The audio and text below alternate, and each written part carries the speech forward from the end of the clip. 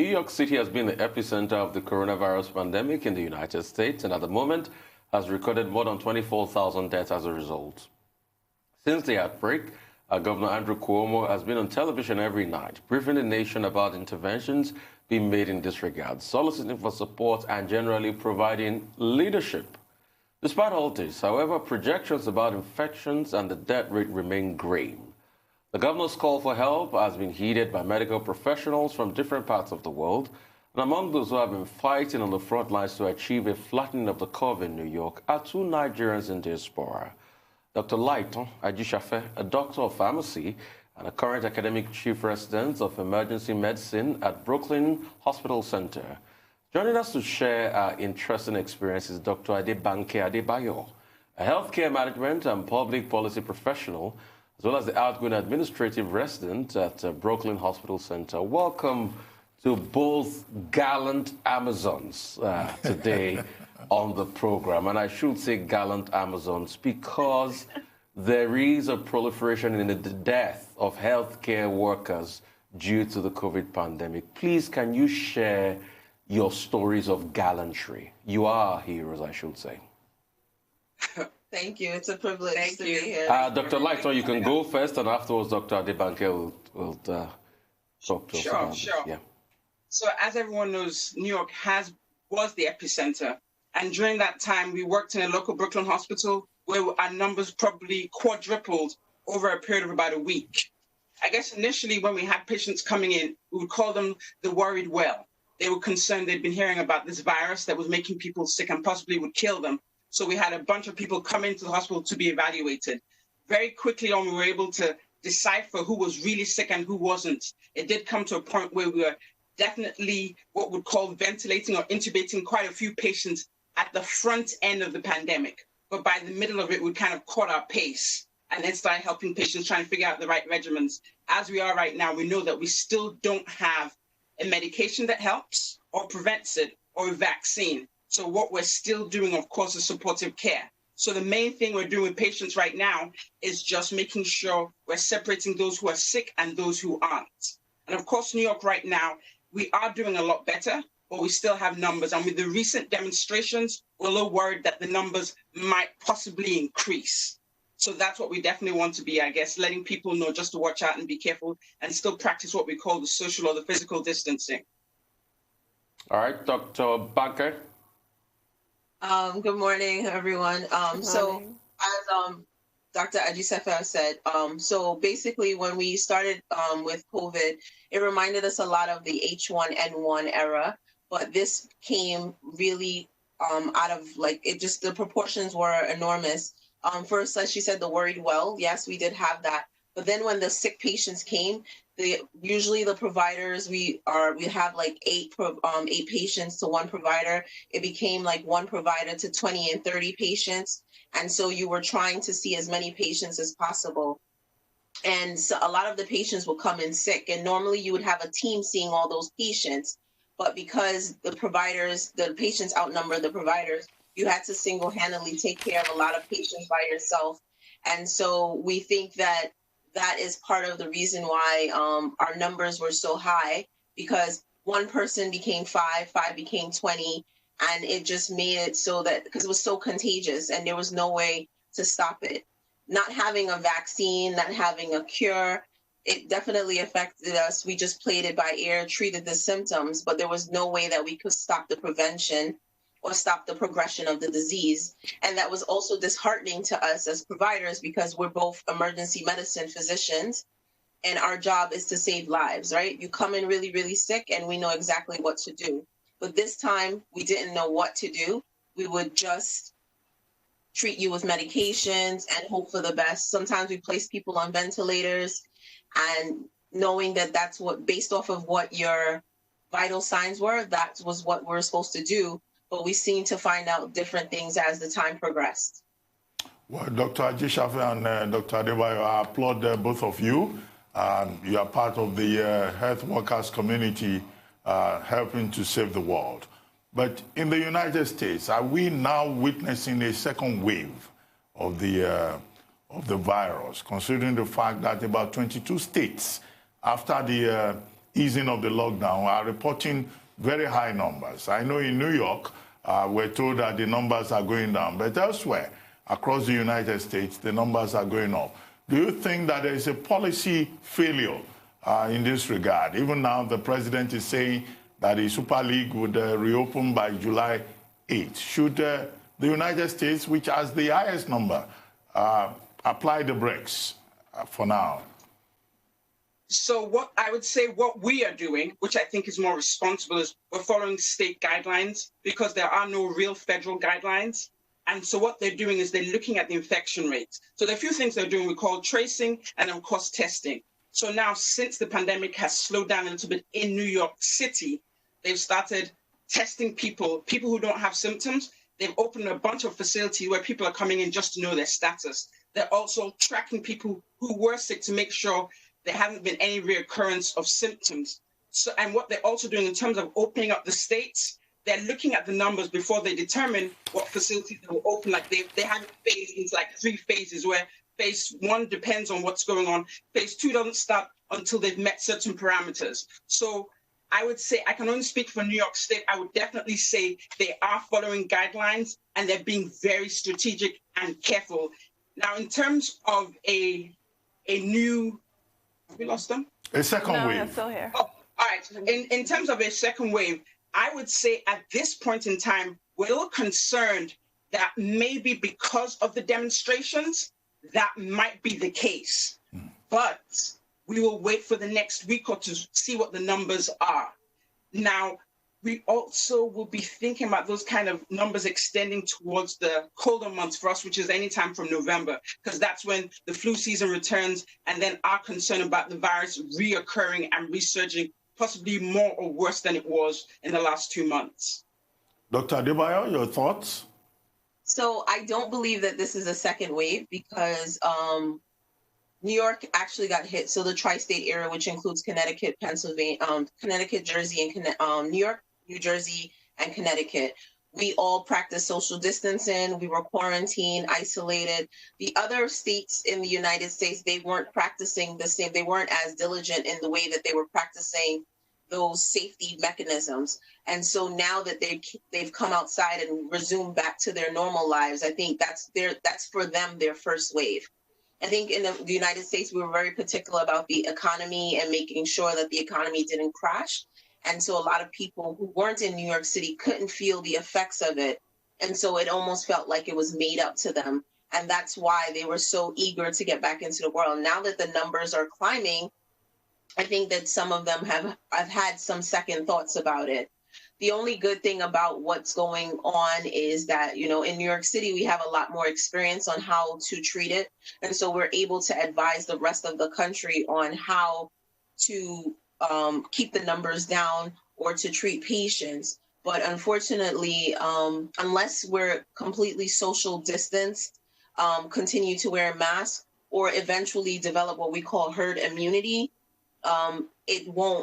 the numbers will continue to rise. And it's really scary because, as Dr. Ajisafe said, in our state, we're doing the state guidelines. But if someone was to come from another state and then contract it and go back to their state, then that might also be an issue as well.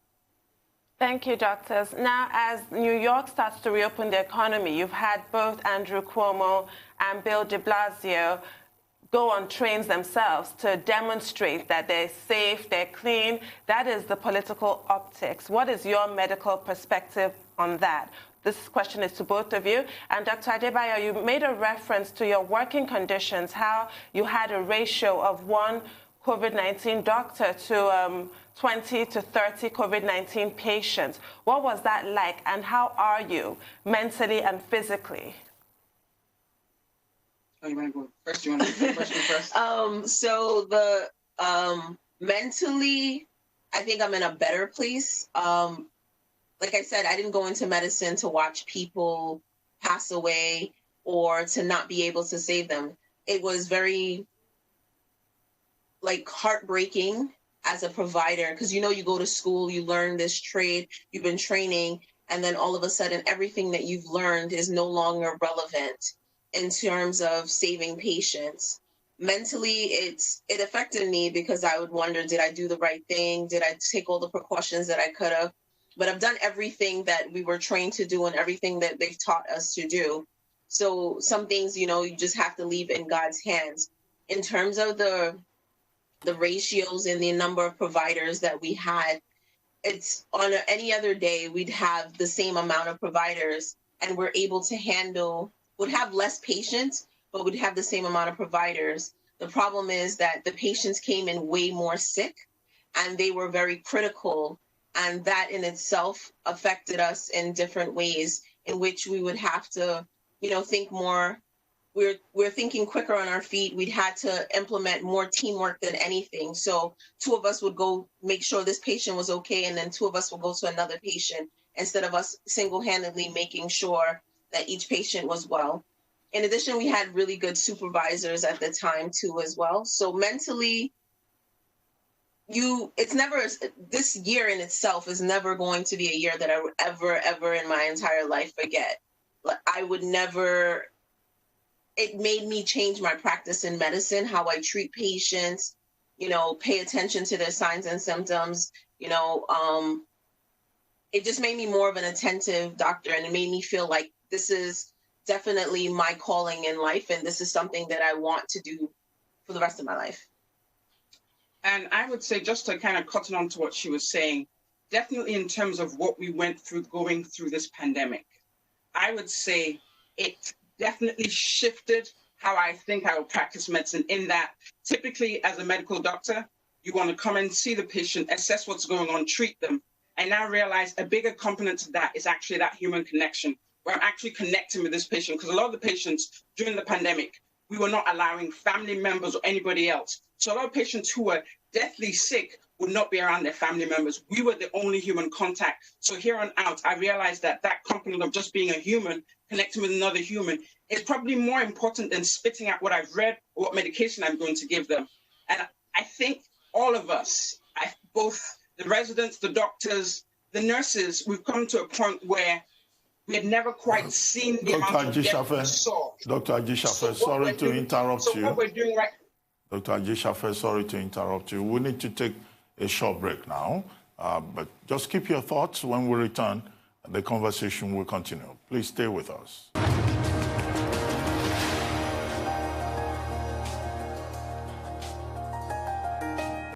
All right, welcome back to the morning show right here at Arise News. And we've got the very energetic Amazons, both of them, Dr. Ajisafe and Dr. Adebanke. Dr. Ajisafe, you were trying to answer that question before we went on that break. Go ahead, go Amazon.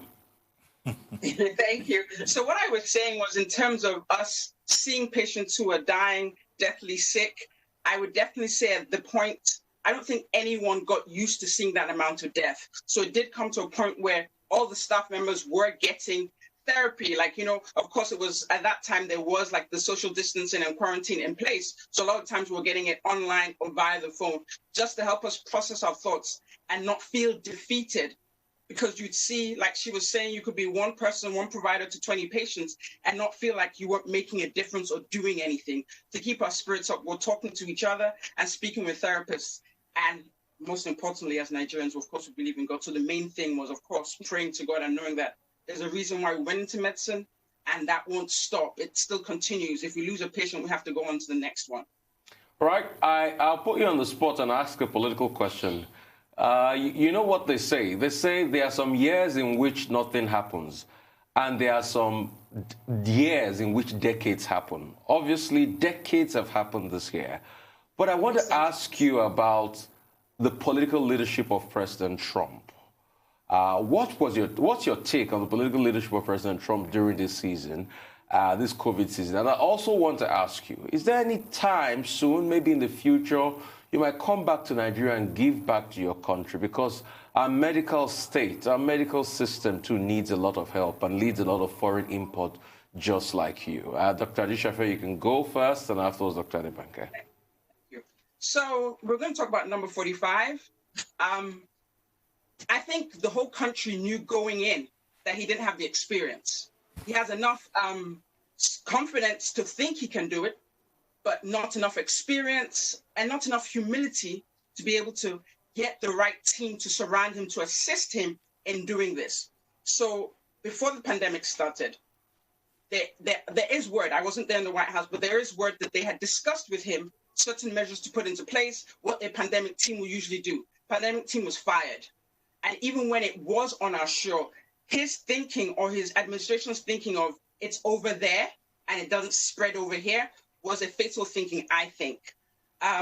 For him, I hope that as he goes through the rest of his administration, he's able to correct these mistakes, because I do feel a lot of errors were made, because I do feel a lot of the loss of life could have prevented, but I guess that's now in the past. And going on forward, I don't see him seeing his mistakes yet. So definitely a lot of errors were made in first, recognizing that there was a pandemic on the way. Second, reacting to it appropriately. Third of all, once it hit, appropriate federal leadership. So a lot of the states, California and New York, they had statewide leadership that helped run things. Us closing down during the quarantine didn't come from federal leadership. It was from statewide. In fact, it got to a point where people were turning to our governor, Andrew Cuomo, to get advice, and not to his little meetings he would have in the evening. And then in terms of coming back to Nigeria, we're Nigerians. My father is Nigerian. I'm Ajisafe. So when the right time presents itself, of course, because I'm here to serve. Our ultimate purpose as human beings is to serve another human. As doctors, we're public servants. We want to help people. That's why we've gone through this process. So most definitely, as soon as that time crops up, I'm ready to serve. All right, Dr. Adebanke. So as I like to call him, COVID-45, it's very interesting how he took no leadership. So that question to you, there wasn't any leadership during that time period.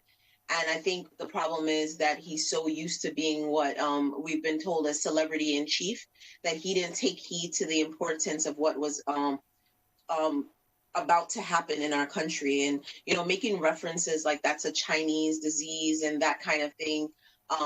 It is not on our shores. Things like taking money from WHO, which is unprecedented, you know, making medical advice as to taking azithromycin, as to without a medical degree. It goes to show, like, I can go on, but it goes to show that there was no leadership during that time period, unfortunately. In terms of his lack of leadership, as I feel, what caused a lot of the numbers. We could have social distance. We could have followed what they did in the Spanish flu of the flu in 1918. He could have done social distancing much earlier. He could have taken heed to what the reports that were sent to him in December when they were advertising for people to help for this upcoming pandemic, but had not been announced to the rest of the country. And that would have made a difference. You know, a leader is only as good as his advisors around him. So they're all to blame in a part of what was going on with us in New York City. It's good that Governor Andrew Cuomo stepped up when he did step up, because we needed some kind of leadership. And that goes to show you that maybe if someone stepped up earlier, the numbers we could have flattened the curve a lot quicker. In terms of me coming back to Nigeria, I'm a frequent flyer. I go to Nigeria all the time. I'm currently working with an organization called ARROW. It's is the African Intellectual Resource Organization, and we're trying to figure out ways to help Africa to come back on the map. Because if you start to look at things like what happened in Madagascar and how anything that comes from Africa is usually downplayed. So we can't be they don't like to see us in the forefront of things. If Madagascar said they came up with something, they don't want to investigate it. They just want to say it's not proven. And I think that we're super cerebral humans, and we have a lot going for ourselves. And it would make a difference if we stay on the forefront of things and, you know, come together as one and decide that, you know what, no longer do we need all of the developed countries to tell us what to do, and this is what's going to happen. It's not something that's going to happen overnight. It'll take some time, but we have the resources, we have everything there. They actually come to us for resources, so we should use it and be our best efforts. Coming back to Nigeria has been a dream for me. It's just that, you know, things are very unsteady in Nigeria, and hopefully things improve. I'm usually there like 2 to 3 times a year. My family's from Ekiti State, so I would love to, but it would take a lot of effort. But anytime that Nigeria needs me, I will always be there. Well, hello, doctors. Let me just ask you.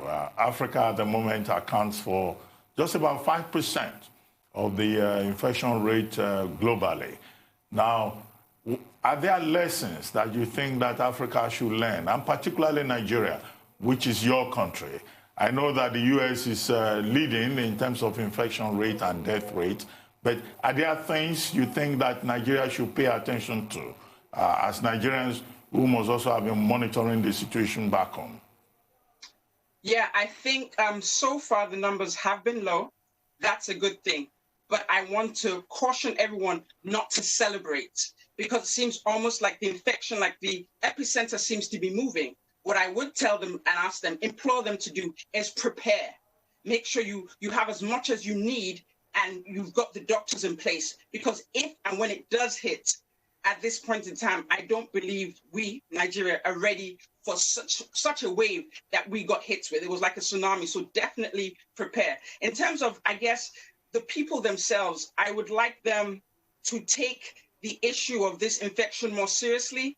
And in terms of large areas, large groups, if as much as they can practice, you know, that social distancing where you're trying to keep that 6 feet, because like I said, there's still no medication that helps and there's still no vaccine. So more importantly, preparation will prevent such an event that happened here. Thank you, doctors. I hope, well, you said if and when, I'm praying that we confound all expectations and somehow do not become the next epicenter of this virus. But you made a reference, I was going to ask you about the Black Lives Matter protests, but in a few seconds, because you made a reference to that earlier, in the terms of people congregating without social distancing. There's that aspect from the medical point of view, but what's the general mood and how do you feel about that protest? Dr. Adebayo? So that protest is so important to me as a Black woman in the United States of America with, you know, I have a Black brother, I have, you know, friends, and some of the things that we get pulled over for, or the, you know, the mistreatment in medicine versus corporate ladder. I think it's something that needed to happen in terms of protecting ourselves so that we don't increase the curve. A lot of the protesters are wearing masks. We've treated a lot of the protesters coming in to make sure that they know their COVID status, and they're going back into, you know, making sure that if they have it, they don't go back into protesting. But it's something that change needed to happen.